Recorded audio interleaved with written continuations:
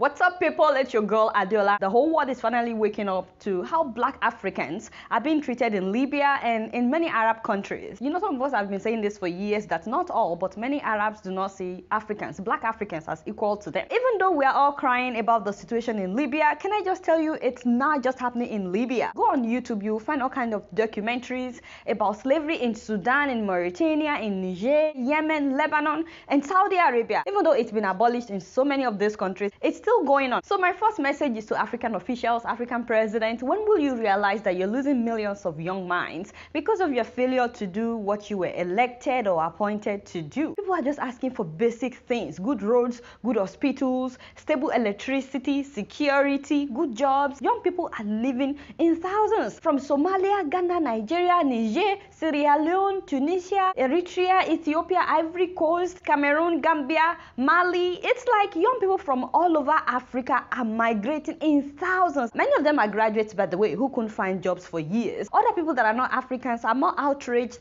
than we are. Rwanda offered to take 30,000 of them, and it's like, where is Nigeria, the so-called giant of Africa? Are we just giants on paper? Of course, we know the route that the smugglers are taking people through, especially from Nigeria. I know that our borders are so porous, but this is the time for us to do something. Many of the people going from Nigeria are going from Edo State. They are going through Benin. Now, let me talk to people that are going to Libya or thinking about going to Libya. The first thing that baffles me is the fact that people actually pay agents to take them to Libya. The least that I've seen is 500,000 naira. Some people are paying millions of naira. In fact, I've seen a migrant that said he paid 3,000 euros. How much money did it cost you? 3,000 euros.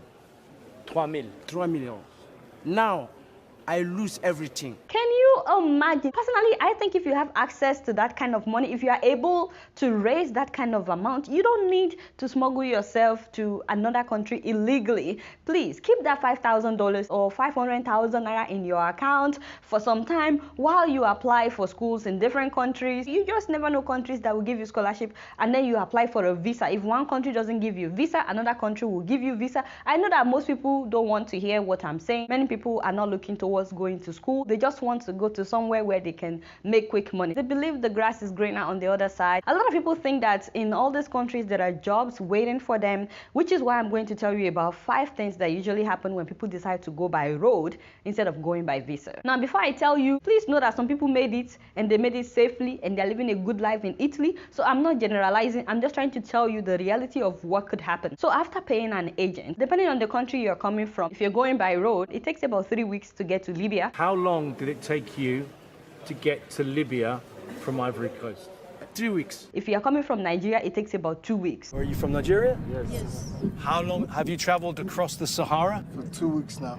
2 weeks. 2 weeks now. Now, these 2 weeks is not fun. It's dusty. The sun is blowing in your face the whole time. 22 people were crammed in that vehicle, by the way. 22 people for 2 weeks. If you lean back and fall off the vehicle, no one will stop for you. You are either dead of thirst and hunger, or you get kidnapped in the Sinai desert. The vehicle may also break down. If it breaks down, all the people in the vehicle may get kidnapped. Not in all cases, but they may get kidnapped. And once they're kidnapped, their organs are harvested. You know, organ harvesting is a big business in the Sinai desert. And that's a desert that people have to drive through. I know this is graphic, but you know, this guy also left home hoping to get to Europe. First of all, they drained his blood, and then they removed his eyes, they removed his ears, they took out his kidney and other vital organs in his body. He's just one of thousands of people, by the way. Now, this has been happening for years. Many Eritreans, many Ethiopians have also shared their experience. They were victims of organ harvesting. For some people, that is where they end their journey to Europe. I'm not trying to scare you. I'm just telling you the reality of what some people have faced. The second thing that could happen is that if your organ is not harvested by the kidnappers in the Sinai desert, they may use you to extort money from your loved ones in your country while they beat you up every day. They were tortured. Massively high ransoms were demanded. Many of the women were raped, and some of the refugees were even killed. They will force you to call your family members in your country and tell them to send you money. If not, that they would kill you. They tortured us and said, if you do not pay $3,500, we will kill you. We contacted our relatives. They paid the $3,500, but instead of releasing us, they chained our hands and legs together and hung us upside down. By the way, it doesn't just happen to those who were stranded in the middle of the desert. Some people actually make it to Libya and then get kidnapped in Libya, and the same thing happens to them. We stay indoor here, we don't come out. What do you think would happen to you if you were to go outside? They get some of us kidnapped. Some people they Some get kidnapped. Yeah. And what, they hold them and then they ring the families back in Yeah, Nigeria. they ask them for money. They ask them for for money. It's so unfortunate. Now, the third thing that could happen is that if you were kidnapped in Libya, you can be auctioned as a slave, which is what we've seen. And this means that you become somebody else's property. We're sold at cheap prices like chickens. I was sold, and I was still pregnant at the time. J'ai été vendu à 150 000 francs CFA. J'ai travaillé pendant 6 mois dans le champ. I was sold. Merciless beating. If you look at most of the people here, if you check their body, you see the mark. They're beating with electric. Even your boot or they took something like a sharp object. Most of them lost their life there. That's why I'm saying that being auctioned as a slave is just one of the various things that could happen to migrants that are trying to go through Libya. They took people to work by force. Where we are working the work, they will be beating you. When you are working the work, I'm doing your work. They will be maltreating us. Higher. All these people that you saw, by the way, they paid money to leave their countries. Another thing that could happen is that the agents in Libya may tell them that they need more money to get them through to Europe. And of course, they usually don't have the money. So they will tell them that you have to work in Libya for years in order to pay me so that I can put you on the boat going to Europe. How long ago did you leave Nigeria? 2 years now. You're working to pay for your next part of the journey. And what work are you doing? I'm a mechanic. You're a mechanic? Yeah. What do you do? Okay, I'm your baba. So just because that's a Nigerian guy, I think he can open a barber shop in Nigeria without having to worry about the safety of his life. As for the women, some agents will force them into prostitution in order for them to pay for their trip to Europe. How long have you been here, girls? 6 months, 5 months, 4 months. And did you come from Nigeria? Yes. Are you happy here? No. All these girls you're seeing, by the way, when they left home, they believed that they were going to Europe. They told me that I'm going to Italy. Then I find myself in this country. So the smugglers are holding you here to pay for your journey so far? Yes. It's so unfortunate. Now that's heartbreaking. Many of them are now pregnant without knowing who the father of the baby is. Many of them have all kinds of STDs. Also, their owners rape them, which is why sometimes when you hear the reason for leaving home, when you hear some of their reasons, you are speechless. Some of us, we have no father. Some of us, we have no parents. No parents. So we are just struggling on our own. Yeah, it's because of Boko Haram. Most of us are homeless and we can't even get good education because of them. They burn down schools and terrorize us every time. Okay, so I'm not trying to belittle her reason. Boko Haram has displaced millions of people, but there are other parts of Nigeria that you can go to where you won't be forced into prostitution or slavery. Once again, I am not generalizing. There are people who had genuine reasons to leave. As we speak, there are thousands of girls that are being forced into prostitution in Libya. Men are not excluded. Some of the men are forced to sleep with other men or to sleep with each other. Avec la prison des Rastas, on vous déshabille, vous les hommes. On te demande, toi, un homme, de coucher ton frère, ton pote, que tu manges avec lui, tu dois le coucher. And if you refuse, they shoot you. Now, if you're able to raise money for the smuggler to get you to Italy, they will put you on a dinghy boat for a 200-mile journey. Even the smugglers know that you can't make it on that kind of boat. Do you expect those boats to make the journey all the way to Italy, 200 miles? ما يصلش 200 ميل. You security Italy 30 mil. 200 mil problem. Some people make it, but that boat was not built for a 200-mile journey. They don't want to spend too much money because if they spend too much money on the boats to get you to Italy, there's nobody that will bring the boat back to them in Libya so that they can reuse it. So in order for them to save money, they have to keep buying something that is cheap each time they want to put people on the boat. To them, it's just business. Your life doesn't matter. But they are making £8,000 on each boat. Business any 15,000 dinar, one boat. How many people would you smuggle in a week? 2 boat, 3 boat. That gives him a profit of £25,000 a week. Keep in mind that the smugglers don't go on the boat with them because they know it's not safe. They make one of them sail the boat, usually a fisherman from Gambia or Senegal. All they do is give the person a compass. Even the person doesn't know where they are going. When you put the migrants on the boat, would one of the smugglers sail the ship, run the engine? Then Gambia, Senegal. الكابتن هذا يجي من غادي هو سواق من البحر وكان صياد. What many people don't know is that European countries are funding Libyan Coast Guard to intercept the boats so that Africans will not get to Europe. So after taking off, thinking that you're finally on your way to Europe, the fifth thing that could happen is that the Coast Guard would stop them. And they are not nice. They beat them up and force them to get off the boat, and then they burn the boat. The rubber boats are set on fire to stop smugglers using them again. That's the end of the money that these people paid. The money is gone. How disappointed are you? Very, very disappointed because I'll spend a lot of money. The little money my mom gathered in Nigeria, they'll spend it on me. Doesn't matter how far they've gone on the sea when their boat was intercepted, they'll take them back to Libya and put them in prison or in a detention camp, which is just like a prison. Many of the survivors say that they beat them every day. They cannot understand what we are saying. If we are talking to them, they will be beating us like say we are an animal. They will beat us like animal. They call us animal. They call us slaves. Just take us home. No food, no drinking water. Just take us home. Want to go? No food, no water, nothing. Honestly, what can I say? Some of them were only given breakfast, which is just bread. Okay, gentlemen, this is the breakfast time. A cup of tea and also a piece of bread and a piece of cheese. So this is his breakfast. This is not enough food even to feed a child, not a normal person. 400 guys share one toilet. And the block toilet full of shit there, used by 490 men. Now imagine living in that kind of situation for 9 months. Where are you from? I'm from Gambia. Gambia, yeah? To go back to my country. Is that what I want?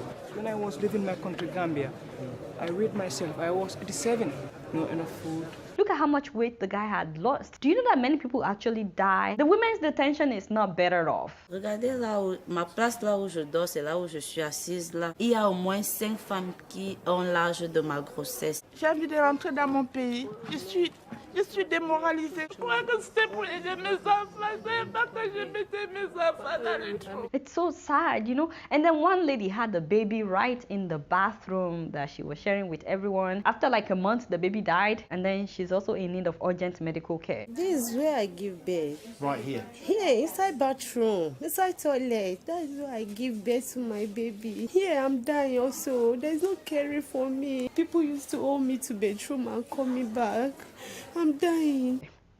It's so sad. But that's not all. Keep in mind that ISIS also has training camps in Libya.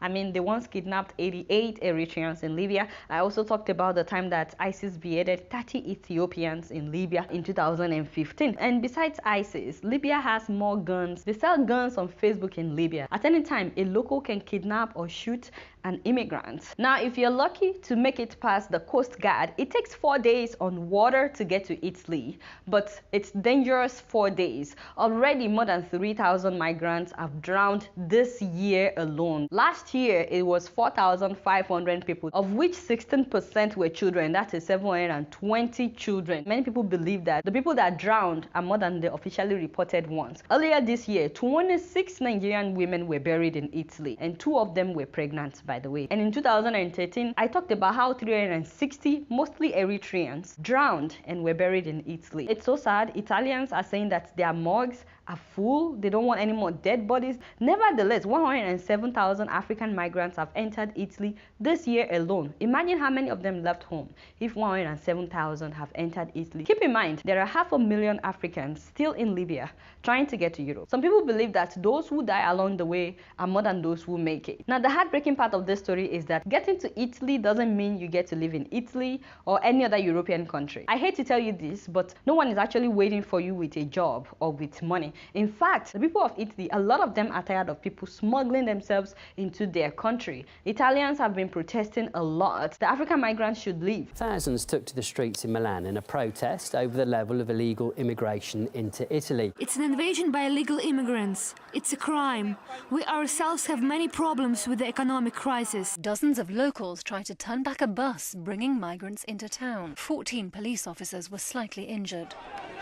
The Italian government sends ships to pick up citizens of other countries, brings them here, and the government gives nothing to my grandfather. Residents of this neighbourhood of Treviso in the north of Italy are angry that migrants are moving into empty apartments nearby. They got inside and piled all the new arrivals' belongings up outside. Although as soon as they rescue them, they check their health, they check their ears, their eyes, and then they give them a pair of tennis, and also they give them lunch. And then the only reason that you can stay in Italy is if you file for asylum. And to qualify for asylum, that means you need evidence, compelling evidence that your life was in danger in your country. You cannot go there and say that there is no job or there is a recession in your country. No, they will not listen to you. If you're from Nigeria, they don't want to hear that there is Boko Haram insurgency because they know that there are places you can go to. And also you can't tell them that you are Biafran and you are being persecuted. They don't want to hear that because they are more sympathetic to people that are coming from Syria or Afghanistan or Iraq. I mean, countries where they know that there's actually a war going on. But you know how Nigerians are. I read an article where some Nigerians were telling the asylum officer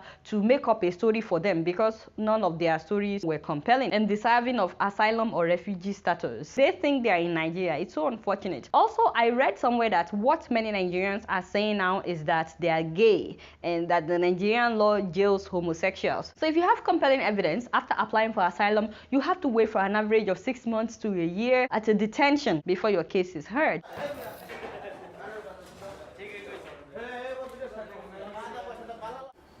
Or 35 people inside this room. We are from the same camp. He spent here 1 year, 7 months. A panel still has to meet to determine whether or not they will grant your request. A lot of people get mental problem. The moment you put them in a place, you know, that they cannot go do things, you park them in one place, they must have confusion. This is why many people, they will just arrive to Italy. After a few days, they all go confusing. Unfortunately, after going through all this, a lot of people are still deported back to their country. Now, I'm not discouraging anyone from going. There are people who made it and who are doing really well now in Italy. Meanwhile, some are getting into gangs. There is a very strong Nigerian gang now in Italy that everybody is complaining about. The mafia is now sharing territory with the Black Axe, a Nigerian gang that slipped in amongst earlier waves of migrants and established a lucrative drug smuggling and human trafficking network. They take bottle and block my head and use ass and cut me. To join them and oppress people, I don't live that kind of life. And some ladies are being forced into prostitution. It's so sad because when their asylum is denied, some of them try to escape to another country in order to try their luck. This year, more than 100 people were caught hiding under the train from Italy to Germany. You know how dangerous that is? And of course, a lot of them are Nigerians. Having said all this, I know how my Nigerian people are. I know that some people will still say that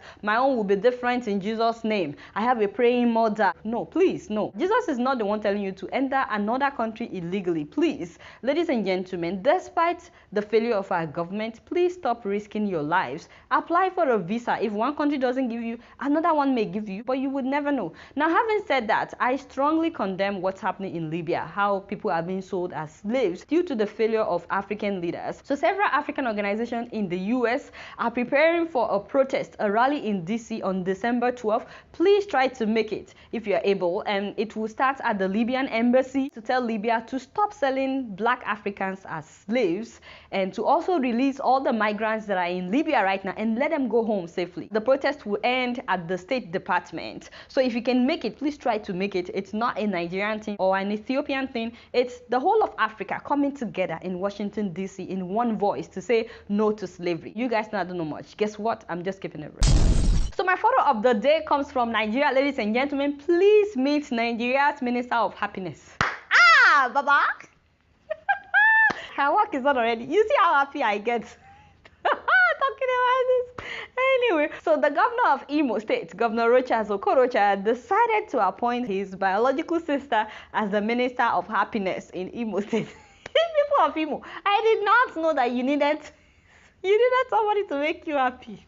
So this woman has been appointed as the Minister of Happiness and Couples Fulfillment. Yeah, Couples Fulfillment? I'm so confused. People of Imo State, why now? Why are you reading me like this? I didn't know that you are not happy. And that couples in Imo State are not fulfilled. Father, so thank God for this woman. She will help all the couples to be fulfilled in Imo State. In case you're not familiar with Rochas Okorocha, this is the same governor that built a statue for Jacob Zuma, named a road after Jacob Zuma in Nigeria. He also built one for Ellen Sirleaf Johnson of Liberia. He built one for the president of Ghana and many others. He reportedly spent 500 million naira on each statue. And he also spends millions of naira erecting one of the biggest Christmas trees in the world in Imo State. I mean, he's a show boy, eh? This is not the first time that Okorocha will appoint family members. His son-in-law is his chief of staff. So let's know what you guys think about the new appointment in Nigeria. Do we need it? Do we not? Are you happy? Even if you're not happy now, you will be happy. I'm sure that couples from other parts of Nigeria can now travel to Imo State if you're having any disagreements or any reason not to be fulfilled. So let me know what you think about this appointment. You guys know I don't know much. Guess what? I'm just keeping it real. So before I sign out, I'd like to remind those of you living in the US, Canada, and UK that may want to send money to Ghana, Tanzania, Kenya, and Uganda that you can now do so free of charge by using an app called Wave. With this app, you can send up to $999 in a day and $2,999 in a month. And then if you decide you want to increase your daily limit, you can send up to $3,000 in a day and up to $12,000 in a month. And like I told you last week, if you use a promo, which is my name, Adeola, the first time that you sign up, they will add additional $5 to whatever you're trying to send to your loved one in Ghana, Kenya, Tanzania, and Uganda. So make sure you download Wave today so you can use that to send money. There is no transaction fee whatsoever. You guys don't know much. Guess what? I'm just keeping it real. Alright y'all, it's been real and I'm keeping it real right up in here. Don't forget to follow me on Facebook, Twitter, and Instagram. Until next week, I'm gonna see y'all later. Peace out!